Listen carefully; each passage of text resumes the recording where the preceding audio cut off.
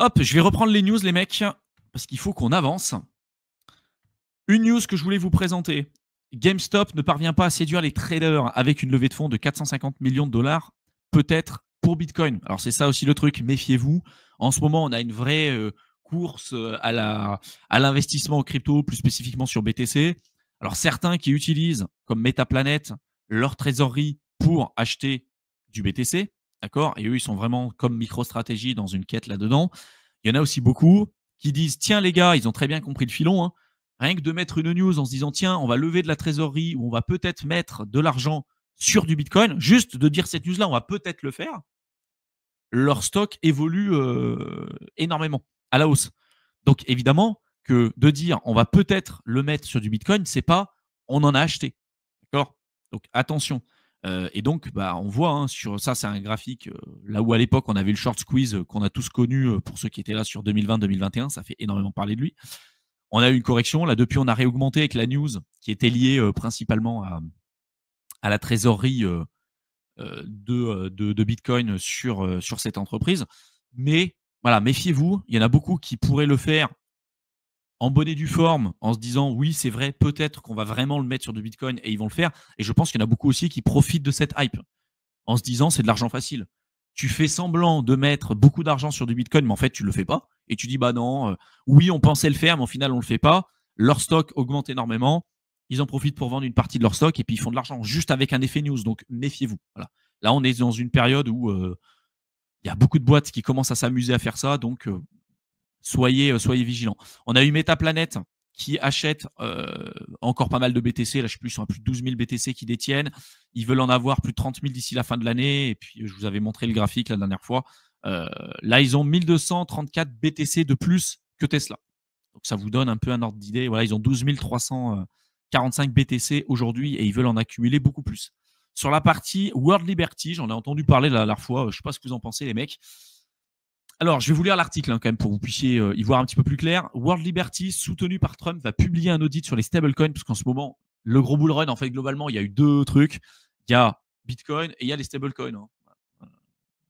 A fortiori, le bull run n'était pas sur les alts, on vous aurait menti. C'était plus sur les stablecoins. Il fallait mieux avoir de l'USDC que d'autres cryptos. Blague à part, mais voilà, d'un point de vue juridique, réglementaire, on a eu vraiment le feu vert à peu près de partout avec le Genius Act aussi aux États-Unis pour pousser les banques à proposer des produits, des services sur les stablecoins. Et le World Liberty Financials aussi veulent faire ça. Donc, ils disent qu'ils veulent rendre le World Liberty Financials en token transférable. Alors, je ne sais pas trop ce que ça veut dire. Est-ce qu'ils veulent le rendre en fait sous forme un peu de RC20 et que ce soit disponible? Donc, je vais vous lire l'article, vous me direz un petit peu ce que vous en comprenez, mais World Liberty Financials, l'entreprise crypto liée au président Trump, se prépare à publier un audit sur son stablecoin et à laisser entendre que son jeton de gouvernance, le World Liberty Financials, pourrait bientôt être transférable. Alors pareil, tout ce qui est jeton de dominance, de gouvernance, pardon, on s'est rendu compte que c'était un narratif qui puait clairement la merde et que très souvent, même dans 100% des cas, en fait, on s'en fout.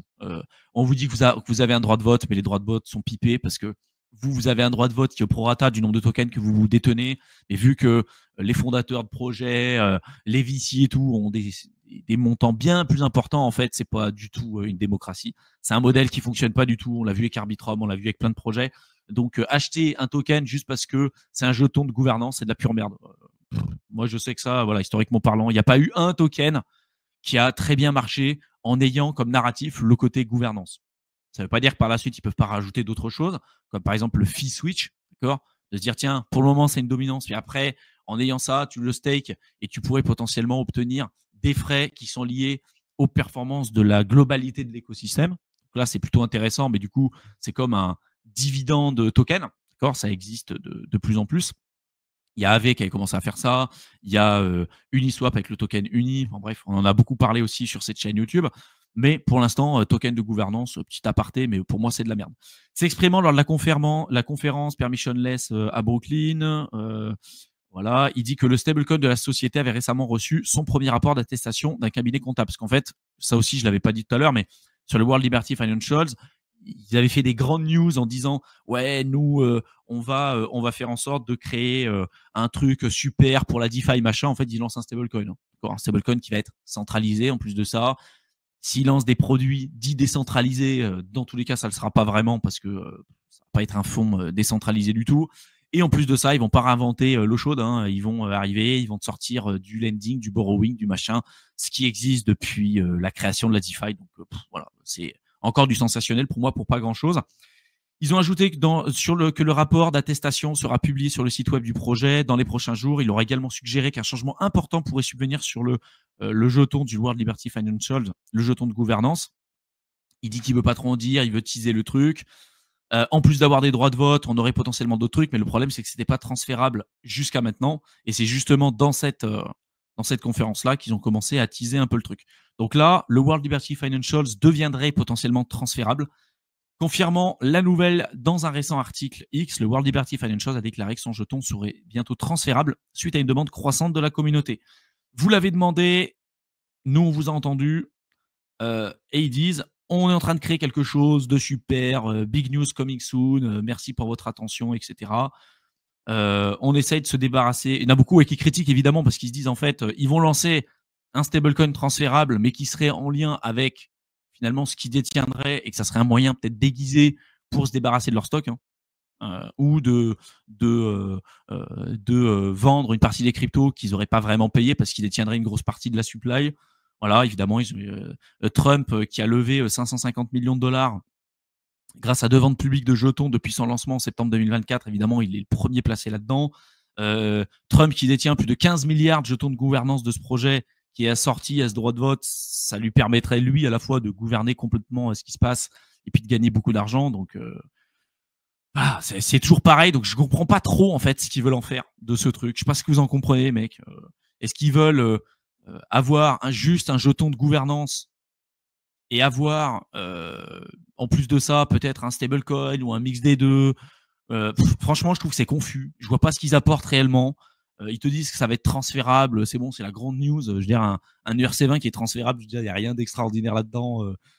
Voilà. Donc, c'est un truc qui m'a un peu saoulé. Tout le monde en parlait en fait sur Twitter en disant waouh, c'est transférable, ça va être super, un nouveau stablecoin. Pourquoi tirer sur ce stablecoin là alors que tu as aujourd'hui des stablecoins qui ont prouvé leur efficacité depuis des années? C'est pareil. Franchement, je vais lire un peu vos commentaires. Je sais pas ce que vous en pensez, les mecs, là-dessus, mais rien d'extraordinaire, quoi. Le marché, c'est moi. Pour ceux qui ont la ref.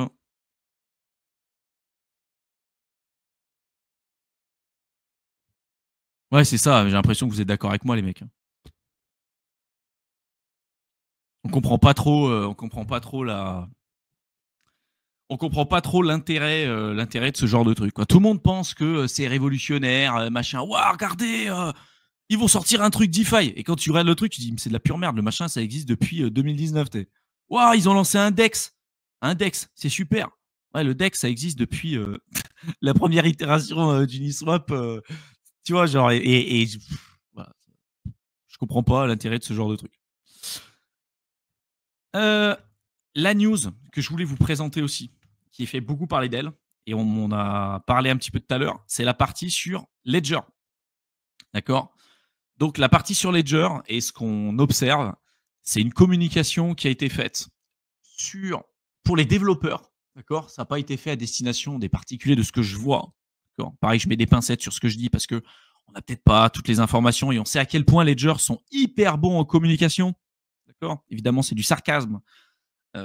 C'est une boîte qui ont un produit pour moi qui est très bon. Par contre, en communication, ils sont vraiment éclatés au sol. Hein. Quand ils ont sorti leur Ledger Recovery, ça a été n'importe quoi.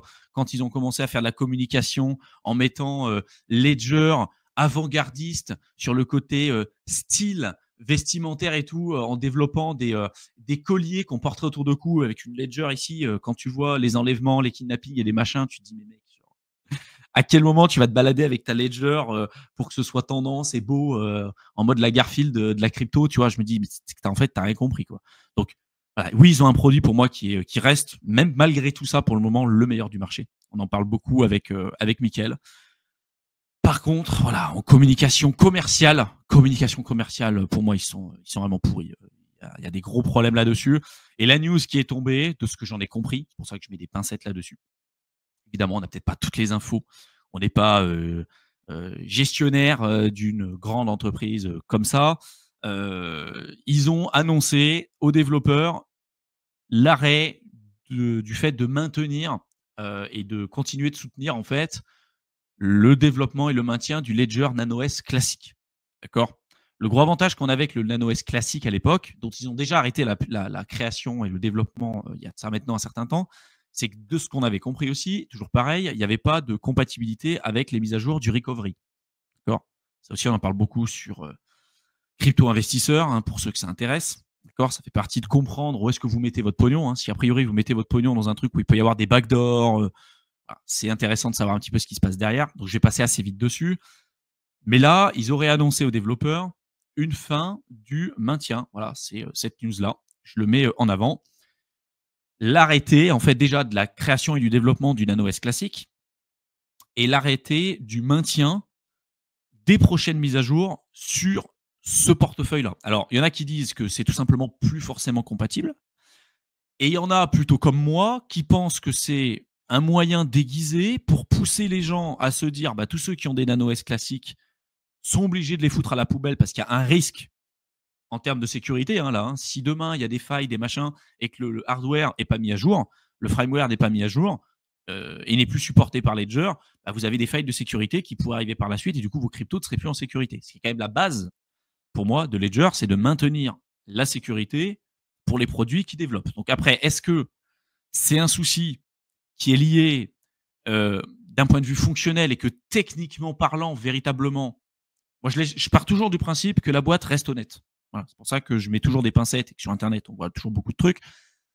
Est-ce que techniquement, réellement, c'est pas possible que ce soit compatible pour les prochaines mises à jour de sécurité et que du coup, techniquement, ils sont obligés de mettre fin à ça et que du coup, ils le font et que ça oblige les gens à passer sur des versions supérieures. D'accord ? Mais évidemment, on peut se poser la question, parce que d'un point de vue commercial, qu'est-ce qui est de mieux pour une entreprise de se dire, tiens, ce truc-là, avec l'obsolescence programmée, on crée un truc qui a une obsolescence programmée, on l'arrête, et du coup, tous ceux qui ont du Ledger NanoS sont obligés de passer sur du NanoS Plus ou autre. Voilà. Je pense que dans le lot, ils vont perdre des clients parce qu'il y a des mecs qui vont dire, c'est bon, ils nous cassent les couilles, je vais partir sur autre chose, et je peux comprendre. Et je mets vraiment la distinguo entre le côté technique, d'accord, ce qui peut ou ne pas être fait. Donc là, pareil, on n'est pas chez Ledger, on n'est pas l'archevêque, et donc on ne peut pas savoir. Et c'est pour ça que moi, je trouve ça déplorable. La communication qui est faite là-dedans, elle est éclatée au sol. Parce qu'en fait, ça laisse place à n'importe quoi. Ça laisse place à... voilà, il y a une news qui tombe et les gens l'interprètent des moments à tort ou à raison. On ne sait pas. Hein. Le recovery, ça a été ça. Hein. Le recovery, ça a été ça. Alors après, tout le monde a commencé à dire ouais, c'est n'importe quoi et du backdoor et tout. Et au final, on s'est rendu compte que c'était pas si abusé que ça. D'accord ? Mais là où on peut quand même se poser la question pour moi, c'est évidemment, on comprend l'intérêt économique pour une entreprise. Voilà. Obligé de sortir des nouveaux produits, des nouveaux services, des machins. Parce que une fois que tu as acheté une Ledger, si ta Ledger, elle tient 20 ans et qu'elle est continuellement mise à jour, l'entreprise ne gagne pas de pognon. Hein. Une fois qu'elle a vendu une Ledger, ça ne marche plus. Donc l'obsolescence programmée, on sait que ça existe.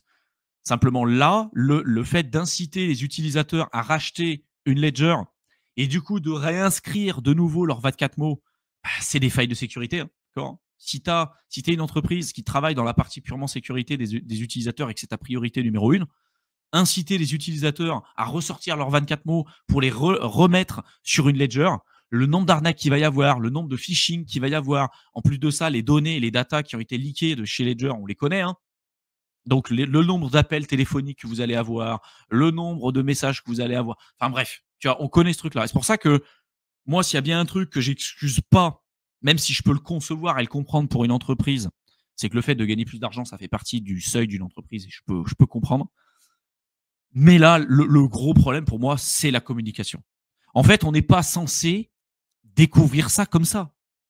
À quel moment un utilisateur de chez Ledger est censé comprendre le vrai du faux et de se dire qu'est-ce qui se passe? Là, c'était une communication qui était faite pour les développeurs à la base. Alors peut-être qu'ils auraient voulu faire une communication a posteriori pour les particuliers pour se dire qu'est-ce qui va se passer. Mais ils sont éclatés en communication. Ils sont nuls. Franchement, j'ai pas d'autres mots. Recovery, ça a été du n'importe quoi. La communication sur voilà, le côté styliste de Ledger pour dire oui, on veut ouvrir la partie crypto autre que la partie purement cypherpunk pareil, je le comprends. Mais là, quand ton business numéro 1 et la priorité numéro 1, c'est la sécurité et l'intégrité des cryptos et l'intégrité aussi, pourquoi pas, hein, physique des personnes à qui tu vas vendre le matériel, d'autant plus qu'on sait très bien que là, ce qui s'est passé, que les enlèvements en France et tout, il y a le cofondateur de chez Ledger qui a été touché directement par rapport à ça. Je trouve ça assez dingue qu'il y ait eu des communications sur le fait de se dire on se trimballe avec une Ledger autour du cou. Je trouve ça quand même assez fou, tu vois. Et ça, pour moi, c'est un truc, qu'on l'accepte ou non, qu'on l'accepte ou non, pour moi, c'est de la débilité sans nom. Et on a le droit de s'offusquer par rapport à ça. Par contre, là où j'aimerais quand même mitiger le propos par rapport à ce qui est dit, c'est de se dire jusqu'où vont aller les failles de sécurité. Est-ce qu'il y a une obligation de passer sur la version supérieure? Est-ce que peut-être ils vont décider, parce que c'est une contrainte vraiment technique, technologique, qu'ils ne peuvent pas mettre à jour et qu'aujourd'hui il y a des problèmes de sécurité et qu'on est obligé de passer sur un modèle supérieur qui n'est pas compatible? Voilà. J'aimerais qu'il y ait une vraie communication là-dessus, qu'on comprenne. Parce que là, il y a beaucoup de gens qui diront écoutez, j'en ai marre. Parce que la vraie question aussi, c'est de se dire ils font ça sur le Ledger Nano S. Ah bah maintenant, on arrête de le supporter.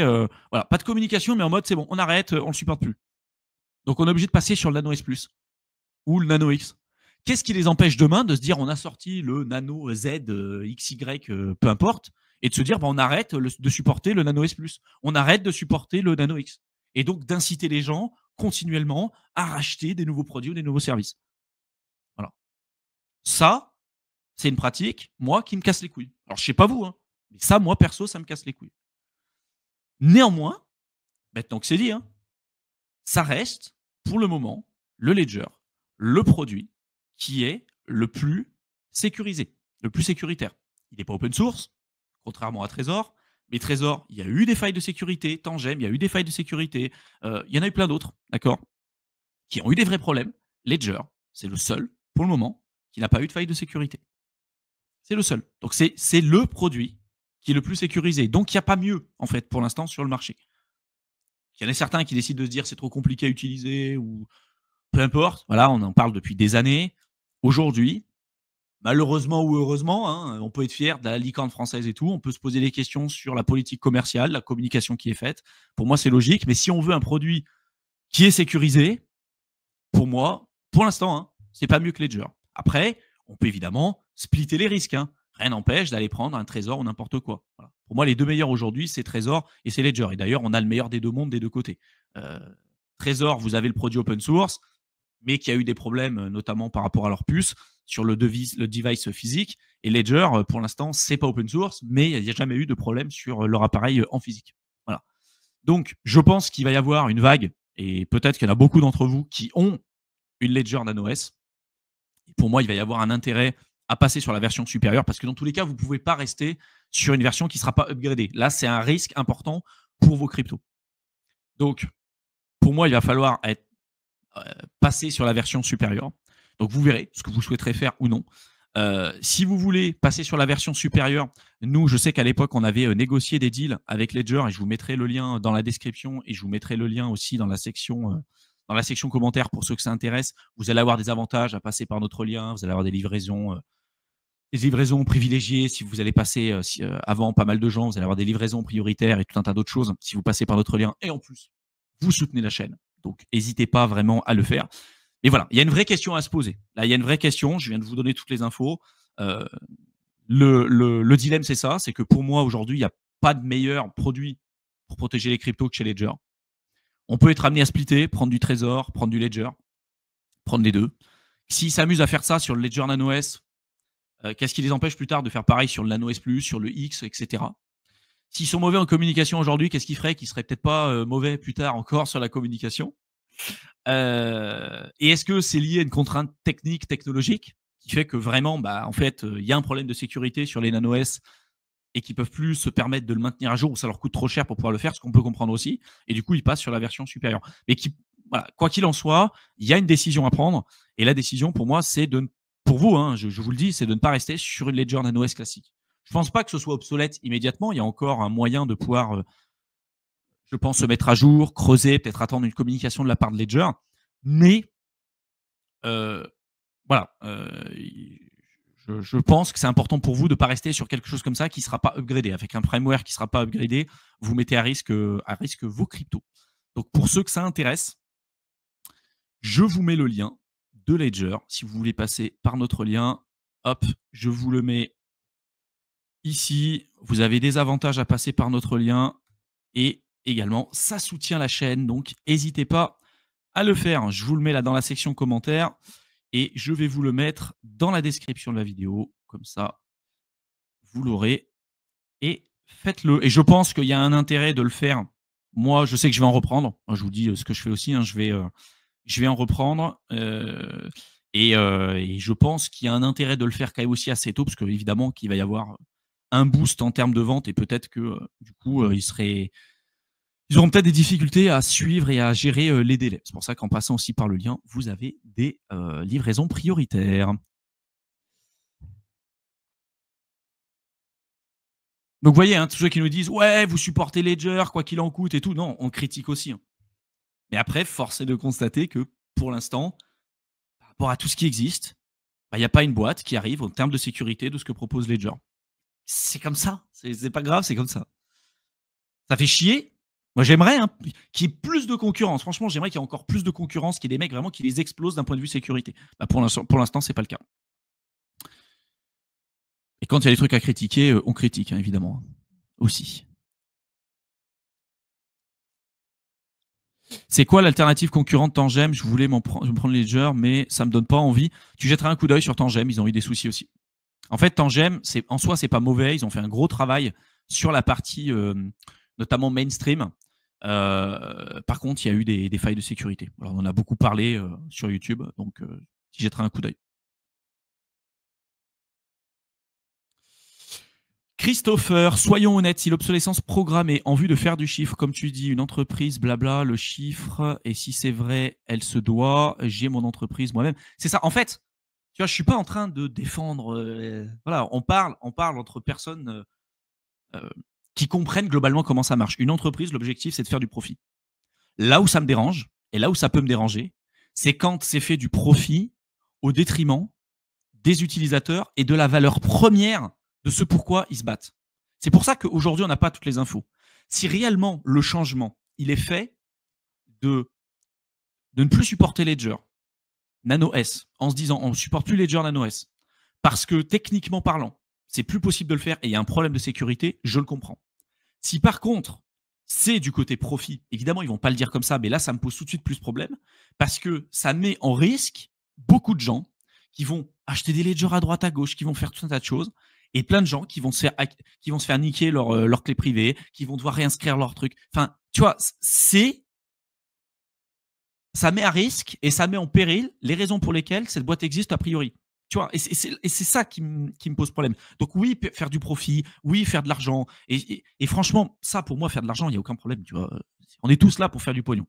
Et du moment où tu offres un produit qui est pertinent, qui est bon, et aujourd'hui, ils ont un produit pour moi qui est très bien. C'est pour ça que je continue d'acheter chez eux. Sinon, j'aurais changé depuis longtemps.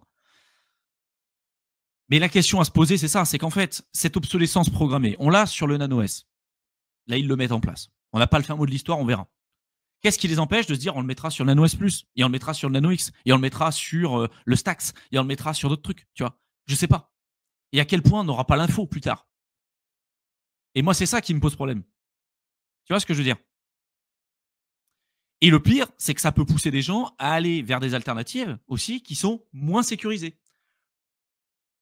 Comme à chaque fois, vous avez les avantages, les inconvénients. Et si vous allez sur d'autres alternatives qui peuvent être moins sécurisées, c'est le cas du Tangem, c'est le cas du Trésor, c'est le cas du Ngrave. Il y en a plein d'autres, d'accord? Et je dis pas que c'est des portefeuilles physiques de merde. Attention. Ça peut être des bons portefeuilles physiques. Simplement, il y a eu des failles de sécurité. Jetez-y un coup d'œil. Avant de mettre les économies de toute une vie sur un portefeuille physique, renseignez-vous sur l'historique, la résilience du matériel. Voilà, c'est à débat. Mais si ça peut être d'un point de vue pratique, mettre des failles davantage car de possibilités d'arnaque vont essayer d'en profiter, c'est jouer directement avec la sécurité. En bref, se tirer une balle dans le pied. Ouais. Ouais. C'est quoi la Superior Ledger Flex? Alors tu verras, ils te mettent un descriptif sur le site. Quand tu passes par notre lien, tu arrives directement sur le site et ils te mettent un descriptif. En fait, très souvent, ils vont rajouter quelques fonctionnalités supplémentaires. Par exemple, si je te prends un truc tout bête, entre le Ledger Nano S Plus et le Nano X, je crois que tu as le Bluetooth supplémentaire et tu as une capacité de stockage d'application plus importante, mais c'est tout. Mais d'un point de vue sécurité, tu n'as pas une différence de sécurité entre le Flex, le Stax, le Nano S Plus, le X. Enfin, voilà, c'est juste des gammes de produits. Puis après, ils te disent, voilà, l'écran, il est plus beau, il est plus machin. Mais c'est pour moi, il faut que tu pour moi, le plus important en crypto, on s'en fout que ton truc soit joli. Mais alors, on s'en tape la race. Hein. Ton truc, il peut être beau, mais s'il n'est pas sécurisé, mais alors, autant te dire, je m'en fous. Hein. Moi, ce que je veux, c'est que c'est un truc, même s'il est pourri, il est dégueulasse, l'interface est pourrie, mais je veux que la point de vue sécurité, ça soit, tu vois, ça soit au top du top. Donc après, que tu choisisses n'importe quoi, c'est plus par rapport à toi. Mais d'un point de vue sécurité, ça sera pareil. Possible de payer sur Ledger en crypto? Je ne sais pas du tout. Va voir sur leur site. J'en ai aucune idée. Tu veux dire quoi par la version supérieure? Alors, quand je parle de version supérieure, alors je ne sais pas, parce que j'ai dit 2 fois version supérieure. Il y avait 2 trucs. Première version supérieure que j'ai évoquée, c'est de te dire tu es sur le Nano S normal. La version supérieure, c'est le Nano S Plus. C'est leur gamme supérieure. Le Nano S, c'était le classique, parce qu'en fait, tu avais une capacité de stockage qui était très faible. Le Nano S Plus, elle est plus importante. Donc, c'est ça quand je parle de version supérieure. Et après, il y a le firmware. Donc, les mises à jour sur le système d'exploitation, sur le hardware. Il y a des failles de sécurité, des patchs qui sont mis à jour. Sur Ledger Live, vous le faites normalement régulièrement. Si ce n'est pas fait, je vous invite à le faire. Et donc, c'est ça. C'est-à-dire que si demain, il y a des patchs, des problèmes de sécurité, ils disent sur la communication que j'ai mis tout à l'heure qu'ils ne mettront pas à jour ce truc-là. Ils ne le mettront pas à jour. Donc, ça pose des problèmes. C'est-à-dire que s'il y a des vulnérabilités qui sont trouvées, ils le mettront à jour sur les prochaines gammes de produits, mais plus les anciennes. Tu vois? Alors qu'ils jouent la communication et qu'ils le disent avec les habituelles recommandations, avertissements. Et c'est ça. C'est exactement ça. Et je suis mais à 1000% d'accord avec toi. C'est là où je te dis que la communication, elle est pourrie. Elle est nulle, nulle, nulle. Ils laissent les gens imaginer des trucs sur tout et n'importe quoi, comme ça a été le cas avec Ledger Recovery. Et en fait, j'ai l'impression qu'ils sont surmenés. Oui, en fait, ils font des communications qui leak, tu vois, genre ça a fuité. Peut-être c'est un truc qui avait comme Recovery, hein, à la base, ils n'avaient pas prévu de communiquer comme ça. Simplement, la communication, elle a fuité. Et après, ça a été réutilisé pour les concurrents pour amplifier le truc aussi. Bon, c'est la loi de la concurrence, hein, les lois du marché. Hein. Mais c'est là où c'est abusé, parce qu'en fait, il n'y a pas de communication. Même encore aujourd'hui, ils savent que ça a fuité, il n'y a pas de communication. Ça, moi, je trouve ça dingue. Je trouve ça fou. Tu prends quel modèle, toi? Moi, j'ai les deux. J'ai du S, j'ai du Stax, j'ai du X. Parce qu'en plus, on en fait des vidéos, on teste les produits, on regarde comment ça marche et tout. J'ai de tout. J'ai de tout. Et en plus, on a, et c'est pour ça que si je vous le dis, hein, on a du Tangem, on a du Ngrave, on a du Ledger, on a du Trésor, on a tous les trucs. Hein, on teste tout. Hein. Donc voilà, on fait les tests aussi pour vous dire ce qui nous semble être le plus pertinent. Voilà. Si demain, il y a une alternative 100% meilleure d'un point de vue sécurité que Ledger, on va dessus. Hein. Je vais me dire, on n'est pas attaché par rapport à ça. Hein. C'est pas parce que c'est une boîte française, c'est là-dessus. Voilà. Donc franchement, que vous preniez un Nano S+, un X ou ce que vous voulez, il n'y a pas de souci. Après, pour moi, si vous faites de la DeFi, si vous gérez plusieurs portefeuilles, splittez votre portefeuille. Alors, il y en a qui vont dire, ouais, ils peuvent le faire sur une même Ledger. Oui. Moi, je vous invite quand même à avoir 2 ledgers différentes. Une que vous allez utiliser pour la DeFi, une que vous allez utiliser, ou en tout cas pour les actifs à risque, et une autre que vous allez utiliser pour le portefeuille long terme. Le portefeuille long terme, je le répète, c'est du buy and hold. C'est juste de la réception et de l'envoi de crypto. C'est tout. Vous connectez jamais votre portefeuille à une application décentralisée. Vous ne validez jamais un smart contract. Vous ne faites jamais rien par rapport à ça. Et le deuxième portefeuille, sur lequel vous allez faire, je sais pas, des bridges, de la DeFi, machin, vous pouvez créer des sous-comptes en fonction du niveau de risque de ce que vous allez décider de faire. Et vous créditez la seconde ledger avec le premier pour pas qu'il y ait de contamination finalement entre les deux. Voilà, parce qu'une erreur, ça peut arriver, un bug de smart contract, ça peut arriver, et il ne faut pas que vous soyez à risque. Voilà. Et je pense que si on commence à investir avec des sommes d'argent qui sont importantes, Même si ça fait chier de racheter une Ledger et tout, ça va, c'est pas comme si c'était 3 000 € ou 10 000 € que vous allez sortir. Hein. Et je pense que vu le niveau de sécurité et vu les merdes qu'il y a en crypto, ouais, ça fait chier. Vous voyez, je vous le dis, hein, ça fait chier, je suis le premier à gueuler. Mais je pense qu'il ne faut pas faire la fine bouche sur un truc qui est aussi important. Voilà, c'est mon avis sur le sujet. Pierre, bonjour. Est-ce qu'on pourra toujours utiliser un NanoS comme clé sur un wallet? Alors en fait, ton Ledger, pour moi, NanoS classique, sera toujours utilisable. Mais à quel prix? C'est-à-dire que pour l'instant, les mises à jour sont faites, le firmware est mis à jour, les failles de sécurité sont mises à jour. Enfin, tu vois, en fait, pour l'instant, c'est mis à jour. Mais imagine que tu sois sur une version où à un moment donné, il découvre des failles critiques, parce qu'un système qui est sécurisé aujourd'hui ne veut pas forcément dire qu'il sera forcément sécurisé demain. Un système qui a été inviolable jusqu'à maintenant, ça ne veut pas dire qu'il le sera dans les prochaines années, ni même qu'il l'est aujourd'hui. C'est simplement, il y a toujours des failles de sécurité. Michael, c'est le premier bien placé pour vous en parler. Expert en cybersécurité depuis plus de 10 ans, a travaillé dans des entreprises, etc. Il vous en a aussi beaucoup parlé. Il vous dira qu'il n'y a aucun système d'exploitation ou aucun système de sécurité qui est inviolable. Ça n'existe pas. Il y a des failles, simplement, il y en a peut-être certaines qui n'ont pas encore été trouvées. Et c'est ça le truc, c'est que tu pourras, pour moi, l'utiliser, d'accord, mais à quel prix? Et puis peut-être qu'à un moment donné aussi, hein, les modèles qu'on utilise à l'heure actuelle supportent le Ledger NanoS parce que pour l'instant, c'est compatible et tout. Mais que si à un moment donné, ça ne l'est plus et que les gens se sont désintéressés du NanoS parce que c'est de moins en moins supporté nulle part, peut-être que pour utiliser la DeFi et des machins, peut-être que ça sera plus compliqué à l'utiliser aussi. Tu vois, il y a aussi ça. Aujourd'hui, je n'ai pas la réponse. Hein. Et moi, j'avoue que vu les montants qui est engagé à l'intérieur, quand tu commences à investir sur la crypto depuis des années, je t'avoue que j'ai pas envie de me faire chier avec ça. Voilà. Moi, d'un point de vue personnel, c'est bon. Je vais racheter mes ledgers. Ça fait chier. Je suis pas d'accord avec ça, mais je vais les racheter. Voilà, je vais le faire. Par contre, je reste aux aguets aussi pour regarder les autres alternatives. Parce qu'évidemment, ça met la puce à l'oreille en te disant, tiens, là, ils mettent ça obsolète. Est-ce que c'est d'un point de vue technique, technologique et tout? On verra. Si c'est pas ça et que c'est d'un point de vue commercial, qu'est-ce qui les empêche par la suite de faire ça pour d'autres trucs?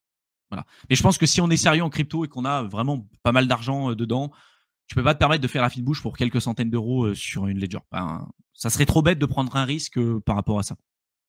Parce qu'il y en a qui vont te dire, ah ben il n'y a pas de risque. Ouais, mais tu le quantifies sur quoi? Tu vois? Est-ce que tu as envie de te dire pour 100 balles ou 200 balles de te réveiller un jour, tu n'as plus rien sur ta ledger? Moi non. Chacun fait ce comme il veut. Rachid, hello, que penses-tu que les altcoins vont décoller? J'en ai parlé en début de cette vidéo et je vais après rentrer dans le sujet du jour. J'ai pas mal de choses à raconter par rapport à ça.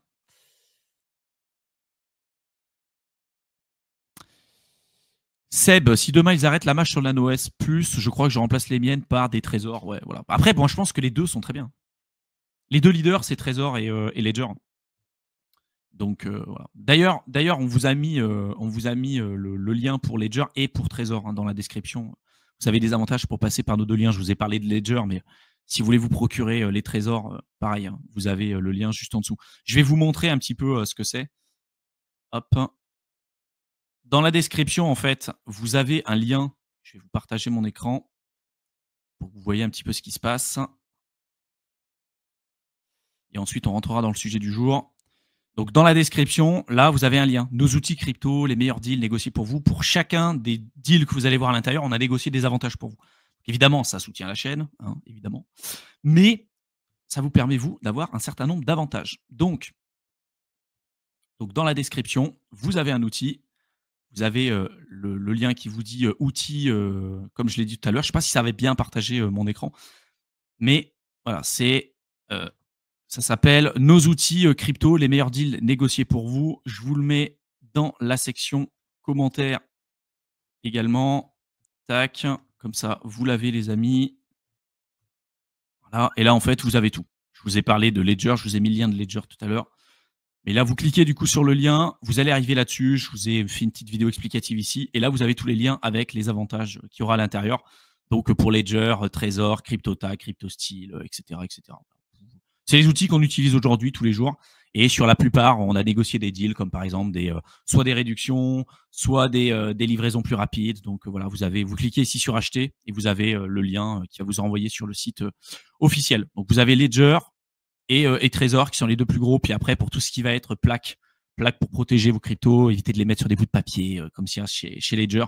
CryptoTax, c'est très bien, ou CryptoStyle aussi, c'est très bien. Voilà. Donc, jetez-y un coup d'œil, les amis.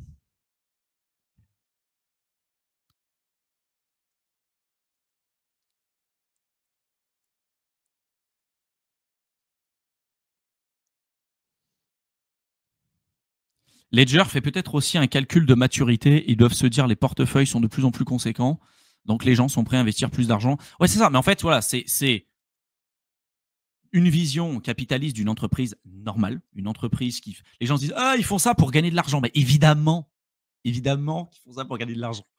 Une boîte, l'objectif premier d'une entreprise, c'est de gagner du pognon. C'est-à-dire ceux qui se réveillent aujourd'hui en se disant ah, ils font ça pour gagner du pognon, ils font ça que pour l'argent. Ils sont là pour gagner de l'argent. C'est évident. Toutes les boîtes font ça. Si toi, tu vas dans ton travail salarié tous les jours, c'est pour gagner aussi de l'argent. Alors, il y en a qui vont dire, ouais, je fais pas ça que pour ça. Non, tu travailles pas que pour gagner du pognon. D'accord? Et tu travailleras pas pour rien. Et eux, c'est pareil. Et l'objectif d'une entreprise, c'est de maximiser ses profits. Voilà. Apple qui sort des nouveaux téléphones chaque année, c'est pas pour les nouvelles fonctionnalités extraordinaires. L'iPhone, je ne sais plus combien ça coûte à la fabrication, il n'y a rien qui justifie le prix d'un iPhone à 1700, 1800 machin. Simplement, les gens, ils achètent et c'est tout. Acheter un sac Louis Vuitton à 15 000 balles, il n'y a rien qui justifie un putain de sac à 15 000 balles, voire beaucoup plus. Pour autant, il y en a qui achètent. Donc, c'est tout. C'est une question d'offre et de demande. Mais, je suis d'accord avec toi. C'est-à-dire que les gens se disent, en fait, là, voilà, ça leur coûte peut-être beaucoup trop cher par rapport, en fait, aux mises à jour, ce qu'ils mettent en place pour un truc qui, à l'époque, coûtait 49 balles. Hein. Je crois que le Ledger Nano S, c'était 49 balles. Et en plus, t'imagines un truc 49 balles qui tient pendant des années. Je crois qu'il n'y avait que l'écran qui faisait un peu chier, mais qui tient plusieurs années. Au final, eux, ils gagnent pas d'argent. Une fois que tu as vendu une Ledger, tu fais quoi 49 balles. Forcément que tu es obligé de créer des nouveaux trucs, tu es obligé de créer des nouveaux narratifs, tu es obligé de créer un recovery, tu es obligé de faire plein de trucs. Après, il faut savoir et démêler le vrai du faux. D'un point de vue sécurité, qu'est-ce qui est bon, qu'est-ce qui n'est pas bon. Voilà. Et si l'objectif principal d'une entreprise, c'est de gagner de l'argent. Et en plus de ça, évidemment, pour continuer de gagner de l'argent, il faut qu'ils répondent au critère numéro 1, c'est-à-dire leur sécurité, la sécurité des utilisateurs. Il faut qu'ils fassent une communication, les mecs. C'est pas possible. Il faut qu'ils fassent une communication. Tu vois? Donc oui, c'est pas surprenant. Pas surprenant qu'ils veulent gagner plus de pognon. Et ça va être évident. Tu vois, comme par hasard, la première chose que les gens vont faire là, la plupart, qu'est-ce qu'ils vont faire? Ils vont voir, tiens, Ledger, c'est de le truc. Est-ce que ça pourrait continuer ou pas? Il y en a beaucoup qui vont pas prendre le risque. Ils vont arriver, ils vont racheter d'autres Ledger. Puis c'est tout. Tu vois. Puis ils vont le faire. Parce qu'ils sont sur une position presque de monopole. Et c'est là où j'aime pas ça non plus. J'aimerais qu'il y ait des trucs, d'un point de vue sécurité, ils soient aussi bons qu'eux. Mais pour l'instant, c'est pas le cas. Ceux qui buy and hold avec le Nano S, mais qui suivent pas l'actu, bah ouais, c'est ça, ça craint aussi. Alors, je pense pas que ça soit un truc, tu vois, qui soit ultra mort. Enfin, il y a une faille de sécurité extraordinaire en ce moment. Je pense que c'est plus sur le long terme où ça va poser problème. Vu le coût exactement et le risque, c'est un détail. Voilà, c'est ça. Parce qu'en fait, tu dis ça fait chier.